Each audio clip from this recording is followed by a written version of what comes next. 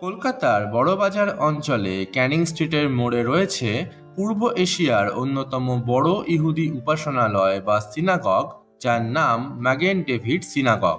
19 শতকের শুরুতে কলকাতায় একটি স্থায়ী ইহুদি বসতি গড়ে ওঠে এবং এই সিনাগগটি তৈরি করা হয় 1884 সালে কলকাতার তৃতীয় সিনাগগ হিসেবে। এটি তৈরি করার প্রধান পৃষ্ঠপোষক এলিয়াস ডেভিড এজরা ছিলেন কলকাতার বিখ্যাত এজরা পরিবারের সদস্য এবং এদের নাম থেকেই হয়েছে এজরা স্ট্রিটের নামকরণ। মাগেন ডেভিড সিনাগগের অন্যতম বৈশিষ্ট্য এর অসাধারণ অন্দরসজ্জা এবং এখানে পবিত্র ইহুদি ধর্মগ্রন্থ তোরাহের দুটি কপিও রয়েছে। বর্তমানে সৌধটি আর্কিওলজিক্যাল সার্ভে অফ ইন্ডিয়া কর্তৃক সংরক্ষিত।